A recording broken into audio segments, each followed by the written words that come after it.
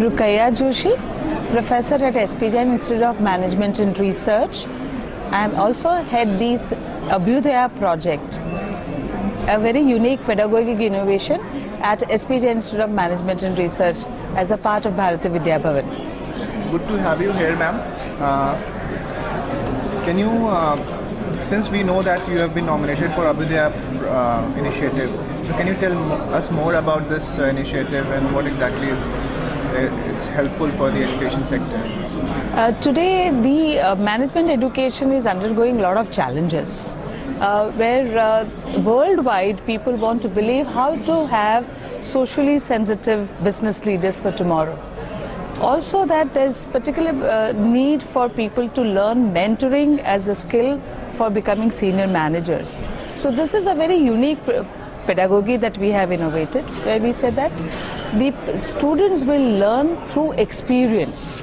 So when you learn mentoring, it is not through the book, it is through experience. So when you mentor a child, then you know what are the problems and what are the issues, and that is how it is. So it serves dual purpose, that these children whom we have selected are underprivileged children.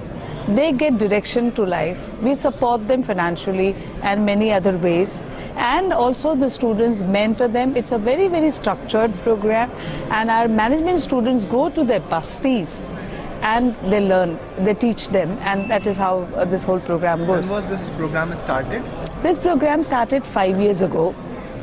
Today we have 300 children who are under this care. And our students have done more than 40,000 mentoring hours, which about 825 students over the period of time have mentored these children. So this has been a transforming experience for the students, where they become very humble. They understand what is poverty. They understand the dynamics of a subset of the society, which is poverty. And they understand nuances and interdependence of affluence and underprivileged. So with this, we believe that they would be socially sensitive business leaders for tomorrow. Tell us about your tie-ups which you have gone through to initiate this program. Any kind of tie-ups? Actually, we did not. This was actually initiated by our Dean, Dr. M.L. Shrikant, who has been a visionary, and he thought that we should do something. And this is not for the first time. Abhyudaya is just one pedagogic innovation. We have been doing it for many years. Like for example, our students go and spend 6 weeks with the NGOs. We teach management through Bhagavad Gita. They have a personal growth lab. And we learn, students learn administration by doing. They participate in the administration of the institution and they learn by doing. So there have been a lot of pedagogic innovation, and this is one of it. Ma'am, higher education, it's a key concern cited by institutes. Lack of autonomy in framing course curriculum, resulting in course structure that is often outdated. A lot of people think that in most of the institutes the curriculum is outdated. So I would agree. Say on that? Absolutely, I agree. Of course, India has certain framework within which we work, and precisely that is the reason in 1994 our dean took a very bold step to step out of Bombay University. Right. We had MMS, so we moved out because we wanted freedom to frame this and our own curriculum, freedom to give the education the way we want it. For example, all the pedagogic innovations have happened only after that, and we want to teach. So at SP Jain, we are able to give the change within 1 month. So we take all the faculties meet together and we decide as to what changes we want to bring, and we are able to bring about the changes. Being an independent institution, we are able to do that. Of course, we are governed by AICTE, but more or less we are able to deliver the program the way we want. So there are challenges, in fact, and because of these, there are issues also. There are institutions which are not doing well. There are institutions want to bring about change and they don't get the freedom. So maybe, independent university would be a kind of a way forward, which will have the ability to decide the curriculum, deliver it as they want, and give their own diploma and degrees. So I think we will have to, the India will have to move forward this, and I believe that there is already a work happening. There is a draft being prepared, and we will have sooner many of our institutions across the country deciding to opt for the independent universities. Ma'am, mostly we see that the fee of private institutes is very high as compared to the government institutes or public institutes. So, what exactly are the initiatives which private institutes are taking so as to attract more rural background students to their institutes? This has been one of the biggest challenges in management educations. The government institutions like IIMs are very well funded by the government. So therefore, a lot of expenses are taken care of, But whereas when it comes to private institutions, there have been an issue. Some of them are charging very high. But talking about, just to illustrate about SP Jain, I would like to say that being part of Bharati Vidya Bhavan, we ourselves are a public trust.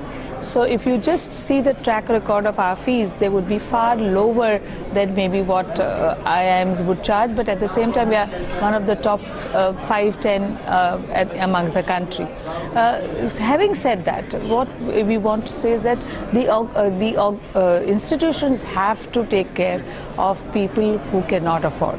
So there are various options. One is, of course, most of the students take loan from the banks. Some of them are given scholarships. So organizations are doing it. I mean, educational institutions are doing it, but many more things need to be done on that. So that becomes an issue. Today, management education has been expensive.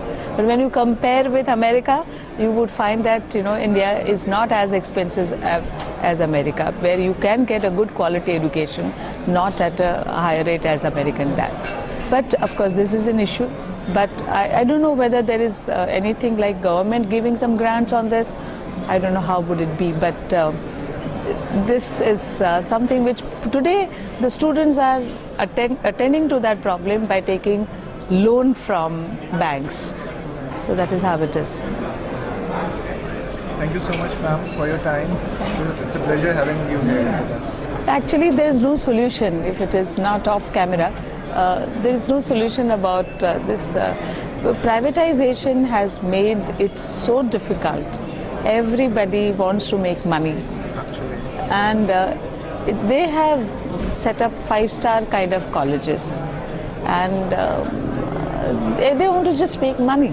Absolutely. And the same is happening in schools also. There are some international kind of schools which are providing air-conditioned facility in classes and buses. One teacher per child and 1 lakh of rupees fee per month. Absolutely. And it's very difficult to get your child get admission in one of the best schools in India, because a lot of people have their own sources of getting their students admitted, and there is hardly any seat for the common man. Absolutely. So when we see these children, the underprivileged children, I go to that BMC schools and see, you see the glaring difference. The society is polarizing. You would definitely find that today we are in the summit. It's a very positive thing that we are talking about inclusion, growth, equity. I mean, I'm so very happy that the subject chosen for the summit is really, really very relevant. Otherwise, we will have a divide. The rich will become richer and the poor will continue to remain poor or even go down.